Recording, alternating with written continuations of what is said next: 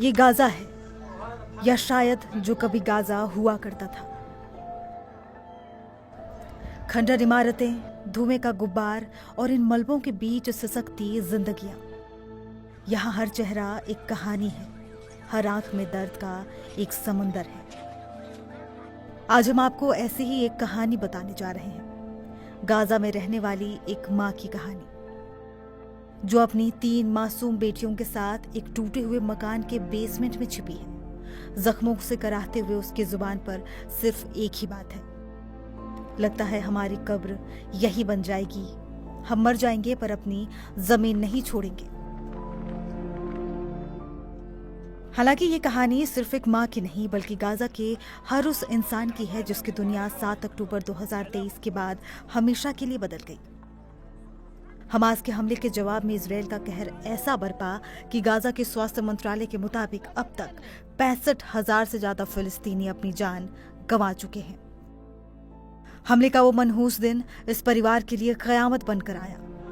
एक इजरायली हवाई हमले ने उनके सपने के आशियाने को एक झटके में मलबे में तब्दील कर दिया। कंक्रीट और सरियों के नीचे दबी वो और उनकी 3 मासूम बेटियां। जब उसे होश आया तो एक अस्पताल में थी।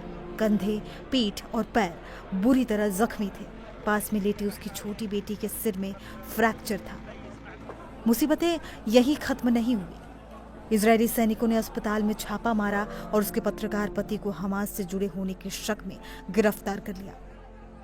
वो आज भी यही कहती है कि उसके पति का किसी आतंकी संगठन से कोई वास्ता नहीं था। जिंदगी अब जंग के मैदान में सांसें गिनने का नाम है। कभी मेडिकल लैब में काम करने वाली ये महिला आज अपनी बेटियों का पेट भरने के लिए मोहताज है। इस जंग ने हर चीज को पहुंच से बाहर कर दिया। अब जरा सोचिए, 1 किलो आटे के लिए 5,000 रुपए और 1 किलो चीनी के लिए 16,000 रुपए चुकाने पड़ रहे हैं। तो कहां से लाए इतने पैसे? लोग भूखे भटक रहे हैं, लेकिन उम्मीद की डोर अब भी थामे हुए हैं। उससे जब कोई कहता है कि वो दक्षिणी गाजा के कैंप में क्यों नहीं चली जाती, तो वो बेबसी से पूछती है कि घायल शरीर के साथ $2,000 कहां से लाऊं? टेंट में अपनी बेटियों को कीड़े मकोड़े और अनजाने खतरों से कैसे बचाऊंगी?